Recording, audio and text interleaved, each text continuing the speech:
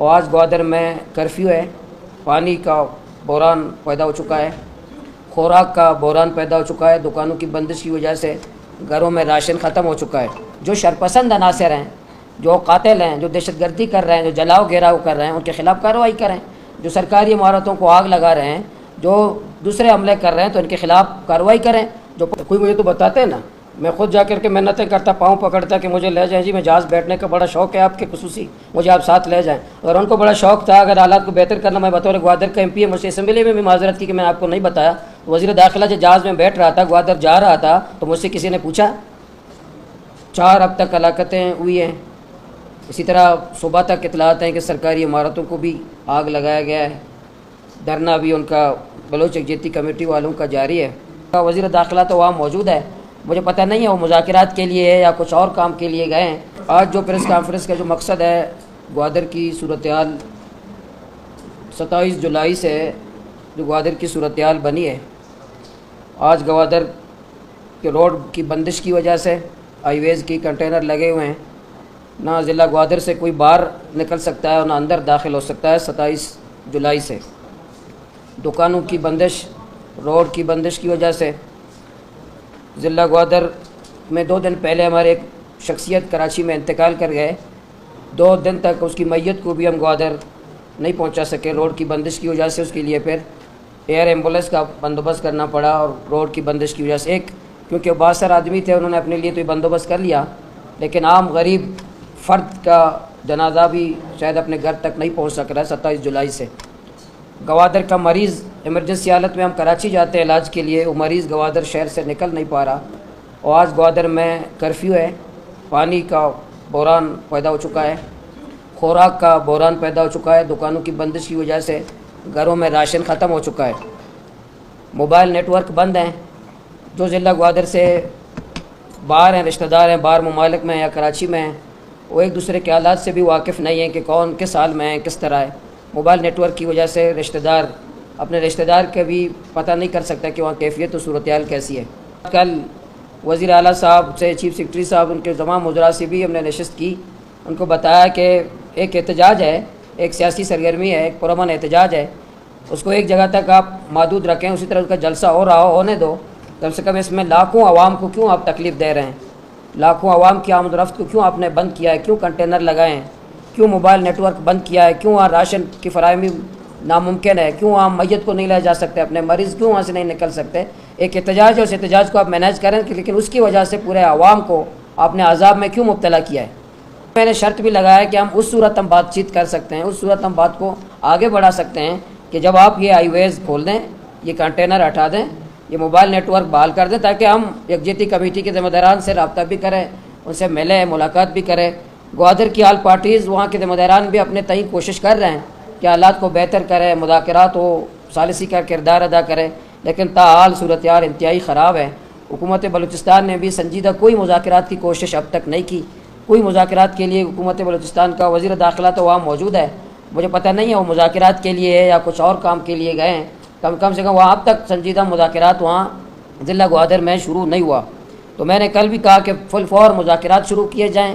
فل four بامقصد مذاکرات کریں، وہاں ہائی ویز کھول دیں، موبائل نیٹ ورک بحال کر دیں، یہ راشن وغیرہ کی جو قلت پیدا ہو گئی ہے یہ بحال کر دیں، اور جو دکانیں کھلوا دیں، اور جو پرامن احتجاج میں بیٹھنے والے لوگ ہیں، یکجہتی کمیٹی کے ذمہ داران یا ان کا احتجاج ہے، ان کے ساتھ بات کی جائے، پرامن انداز میں بات کی جائے، سنجیدہ طریقے سے بات کی جائے۔ جو شرپسند عناصر ہیں، جو قاتل ہیں، جو دہشت گردی کر رہے ہیں، جو جلاؤ گھیراؤ کر رہے ہیں، ان کے خلاف کارروائی کریں۔ جو سرکاری عمارتوں کو آگ لگا رہے ہیں، جو دوسرے حملے کر رہے ہیں، تو ان کے خلاف کارروائی کریں۔ جو پرامن احتجاج میں بیٹھنے والے لوگ ہیں، یکجہتی کمیٹی کے ذمہ داران ہیں، حکومت ان کے ساتھ سنجیدہ مذاکرات کرے۔ لیکن بہت افسوس ہوا کہ اب تک جو میں آپ سے بات کر رہا ہوں، گوادر شہر جل رہا ہے، گوادر شہر کے لوگ فاقے میں ہیں، پیاسے ہیں، پانی ختم ہے، دکانیں بند ہیں، اور روڈ بند ہیں، ہائی ویز بند ہیں، موبائل نیٹ ورک بند ہیں، اور حکومت ہے وہ کہیں کہ بھائی اس کا علاج یہی ہے کہ اس کے بغیر، روڈ کی بندش کے بغیر ہم بند نہیں کریں گے، شاید ان کا مسئلہ حل نہیں ہوگا، شاید ہم موبائل نیٹ ورک بند نہیں کریں گے، مسائل حل نہیں ہوگے۔ کب تک آپ یہ بند کریں گے؟ تو آپ کو باقاعدہ مذاکرات کرنے پڑیں گے، بامقصد مذاکرات کرنے پڑیں گے، وہ بھی ہمارے ملک کے شہری ہیں، ہمارے علاقے کے شہری ہیں۔ اور یہ بھی بار بار ہم کہہ رہے، اس دن بھی کہا کہ یہ غنیمت ہے کہ نوجوان سیاسی سرگرمیوں پہ آ رہے ہیں، یہ غنیمت لوگ پرامن جدوجہد کر رہے ہیں، سیاسی سرگرمی کر رہے ہیں، تو ان کو غنیمت سمجھیں، ان کے ساتھ بات چیت کی جائے۔ محترم صاحب حضرت، اس لیے میں آپ کے توسط سے پھر میں صوبائی حکومت سے مطالبہ کرتا ہوں کہ فی الفور یکجہتی کمیٹی گوادر کے ذمہ داران سے بامقصد مذاکرات شروع کیے جائیں، ان کے مسائل حل کیے جائیں، آئی ویز کھول دیے جائیں، تمام آمد و رفت کے ذرائع کھول دیے جائیں، موبائل نیٹ ورک بحال کیے جائیں، ان کے جو کارکنان ہیں یکجہتی کمیٹی کے ذمہ داران ان کو رہا کیا جائے، لاپتہ افراد کا مسئلہ پہ سنجیدگی دکھائی جائے۔ بہرحال جو شرپسند ہیں ان کے آڑ میں ان کی یکجہتی کمیٹی والوں نے بھی لا تعلقی کا اعلان کیا ہے، جو جلاؤ گھیراؤ کرتے ہیں اس آڑ میں اپنے تئی شاید کچھ اور دندے کرنے والے جو درمیانی لوگ ہیں، پتہ نہیں کون ہے، یکجہتی کمیٹی کے لوگ بھی نہیں ہیں، پتہ نہیں کون ہیں، جو سرکاری عمارتوں کو جلا رہے ہیں، جو دہشت گردی کے واقعات کر رہے ہیں، ان کے خلاف سرکار کو، گورنمنٹ کو سخت ایکشن لینا چاہیے۔ اس لیے میں نے کل بھی حکومت سے باقاعدہ ملاقات کر کے بتایا، اور اسی سے شاید آج بھی شاید وہ ملاقات کرے، بتائیں، رات تک مجھے بتا رہے تھے کہ ہم بتائیں گے، روڈ کھول دیں گے، موبائل نیٹ ورک بحال کر دیں گے، ہم اس کے وجہ سے آپ کو بتائیں گے، لیکن اب تک حکومت نے ہمیں کچھ نہیں بتایا، جس کی وجہ سے ہمارے گوادر کے لوگ ہر جگہ باہر بھی پھنسے ہوئے ہیں، وہ اندر بھی ہیں، وہ عجیب حالت میں ہیں کہ بالکل فاقہ، گھروں میں راشن ختم ہو گیا ہے، پانی ختم ہو گئی ہے، اور بالکل ایک کرفیو اور ایمرجنسی کا سما ہے، لوگ نہ مریض باہر جا سکتے ہیں، نہ میت اندر جا سکتے ہیں، اور نہ پورا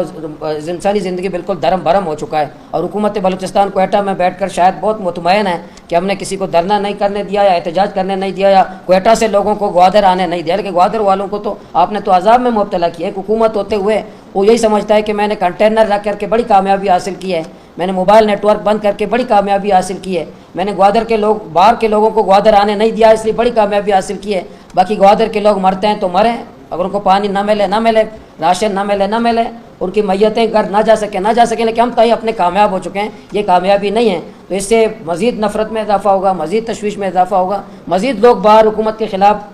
اور لوگ نکلیں گے جب وہ پیاسے ہوں گے، بھوکے ہوں گے، مریض ہوں گے، وہ پھر باہر نکلیں گے۔ اس لیے میں آخر میں آپ کے توسط سے پھر اسمبلی میں بھی بات کی، کل ملاقات کر کے بھی بات کی، آج میڈیا کے توسط سے پھر کہہ رہا ہوں کہ گوادر جل رہا ہے، بلوچستان بند ہے، مکران بند ہے،